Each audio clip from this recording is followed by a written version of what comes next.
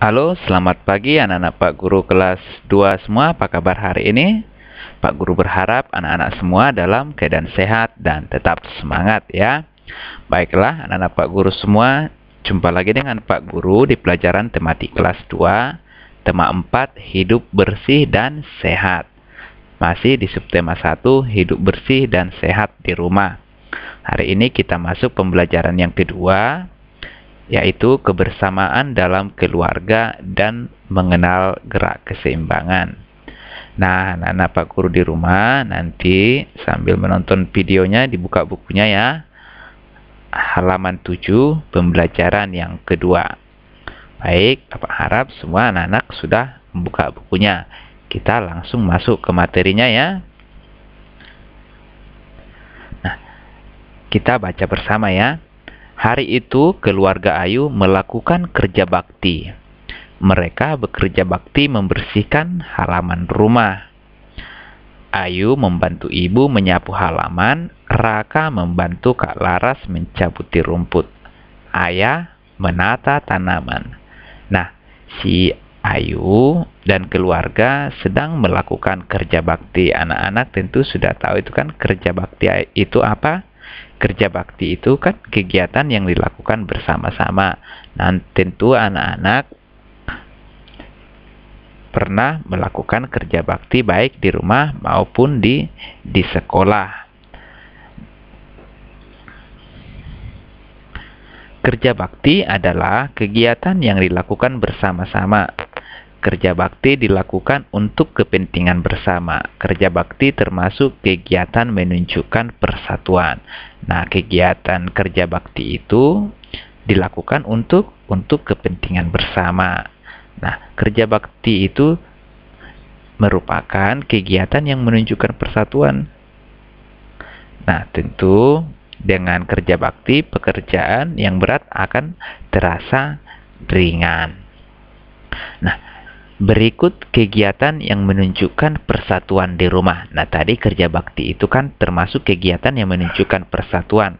Nah, di rumah ada kegiatan yang menunjukkan persatuan.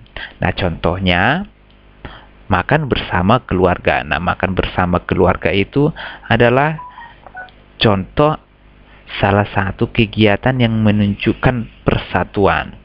Nah, jika kita makan bersama dalam keluarga, berarti keluarga itu menunjukkan sikap persatuan. Nah, contoh lainnya, memasak bersama ibu di dapur. Jadi membantu ibu memasak di dapur juga termasuk kegiatan yang menunjukkan persatuan di rumah. Nah, kira-kira anak-anak Pak Guru sudah tahu kegiatan yang menunjukkan persatuan di rumah kan? Nah, masih banyak lagi kegiatan yang menunjukkan persatuan di rumah. Contohnya tadi kerja bakti membersihkan lingkungan rumah. Nah, itu termasuk kegiatan menunjukkan persatuan di rumah. Kegiatan menunjukkan persatuan juga dapat dilakukan di sekolah. Nah, jadi kegiatan yang menunjukkan persatuan baik di rumah, di sekolah, di lingkungan dapat dilakukan ya. Nah, berikut kegiatan yang menunjukkan persatuan di sekolah. Nah, contoh kegiatan yang menunjukkan persatuan di sekolah yaitu belajar kelompok, piket kelas bersama-sama, membuat majalah dinding bersama. Nah, jadi kebersamaan, ada kebersamaan di situ ya. Nah, itu menunjukkan kegiatan yang menunjukkan persatuan.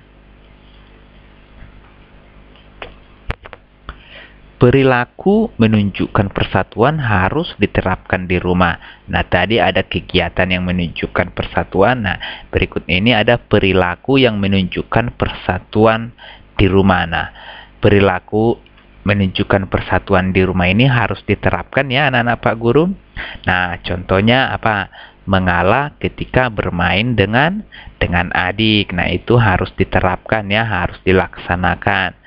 Nah, kalau bermain sama adik tidak boleh berebut mainan. Nah, harus mengalah sama adik. Kemudian bersedia meminjamkan mainan kepada adik. Nah, nanti kalau ada mainannya adik mau pinjam mainan anak-anak, bersedia ya meminjamkannya, jangan ini mainanku, jangan begitu ya. Harus mengalah sama adik, bersedia meminjamkan mainan kepada adik.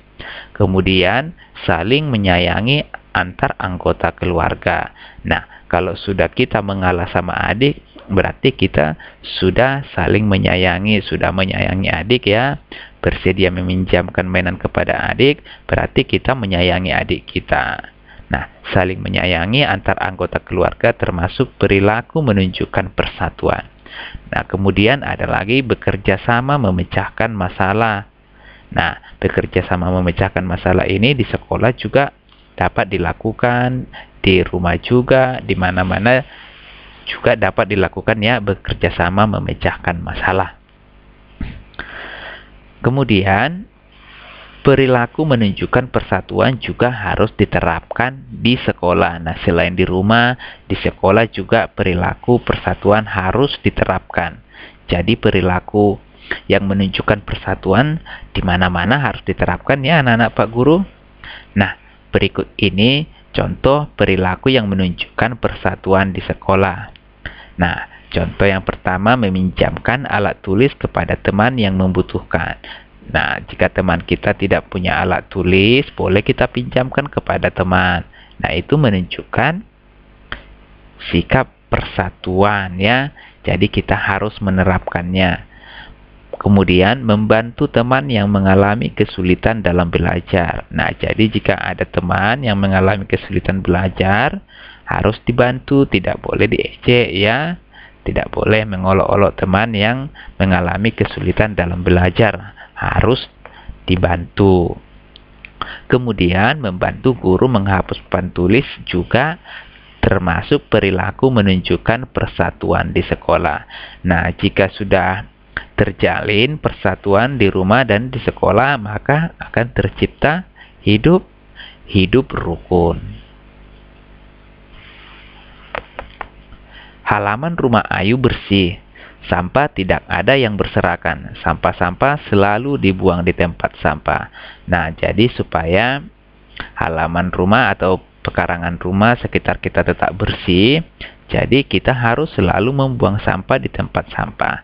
Nah, anak-anak Pak Guru biasakan ya membuang sampah di tempat sampah, baik di rumah, di sekolah, dimanapun berada, harus membuang sampah pada tempat sampah.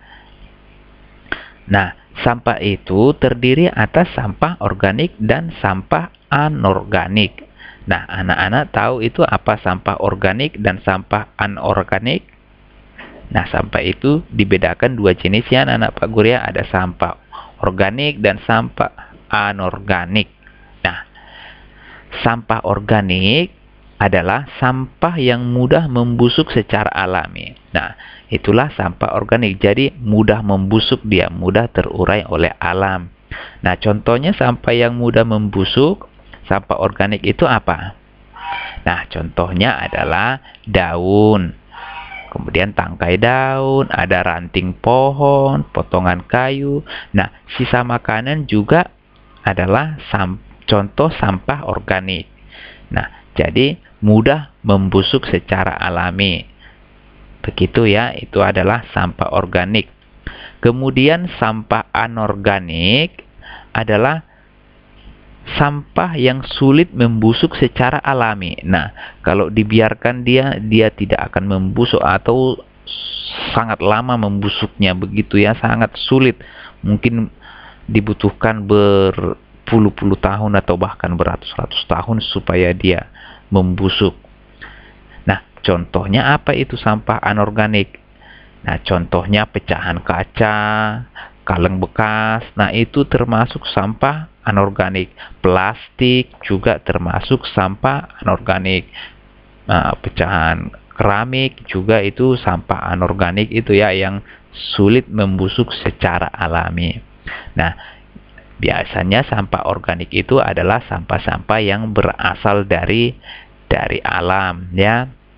Sedangkan sampah anorganik itu biasanya itu sampah-sampah yang dihasilkan oleh buatan manusia. Contohnya pecahan kaca tadi, kaleng bekas, karet ya, plastik. Nah, itu termasuk sampah anorganik.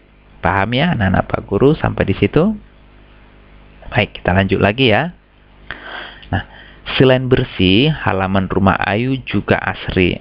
Banyak tanaman di halaman rumah Ayu. Udara di sekitar halaman menjadi sejuk. Halaman rumah Ayu nyaman untuk berolahraga.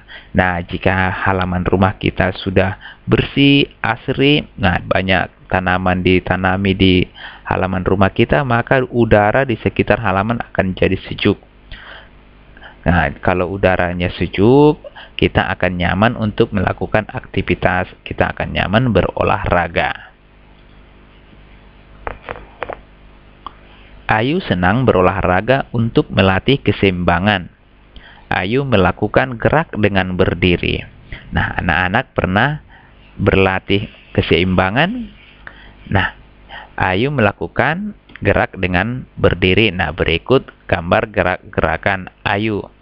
Nah, ini gerakan yang dilakukan Ayu untuk melatih keseimbangan. Merentangkan kedua tangan, nah jadi tangannya direntangkan, kemudian berdiri tegak dengan satu lutut ditekuk. Nah, jadi satu lututnya ditekuk, jadi hanya berdiri dengan satu kaki. Nah, ini bertujuan untuk melatih keseimbangan. Kemudian berdiri dengan mengangkat satu kaki lurus ke depan. Kedua tangan di pinggang. Nah, kedua tangannya diletakkan di pinggang. Kemudian satu kaki diangkat lurus ke depan. Nah, ini juga bertujuan untuk melatih keseimbangan. Kemudian gerakan yang lain yang dilakukan oleh Ayu yaitu berdiri dengan satu kaki, kaki yang lain diangkat lurus ke belakang. Nah, perhatikan kakinya yang satu diluruskan ke belakang, kemudian badannya dibungkukkan ke depan dengan merentangkan tangan. Nah, tangannya direntangkan bertujuan untuk melatih keseimbangannya ya. Kemudian gerakan selanjutnya yaitu Ayu berdiri dengan satu lutut ditekuk. Nah, satu lutut ditekuk, kedua tangan memegang lutut yang ditekuk. Nah, jadi satu lututnya ditekuk, kedua tangannya memegang lutut yang ditekuk. Nah, ini juga bertujuan untuk melatih keseimbangan. Nah, inilah gerakan-gerakan yang dilakukan Ayu yang bertujuan untuk melatih keseimbangan. Nah, di sini gerakan yang dilakukan yaitu dengan berdiri satu kaki ya. Berdiri satu kaki, kaki direntangkan, tangan direntangkan. Nah, ini kedua tangan direntangkan untuk menjaga keseimbangannya. Baiklah anak-anak Pak Guru semua, sekian dulu penjelasan materi kita untuk hari ini. Pak Guru berharap anak-anak semua tetap semangat belajarnya di rumah ya. Nah, jadilah anak yang baik ya, yang selalu menurut sama orang tua dan jaga kebersihan rumah ya, ataupun kebersihan diri sendiri. Sampai di sini dulu, salam rindu dan salam sayang untuk anak-anak semua. Dadah.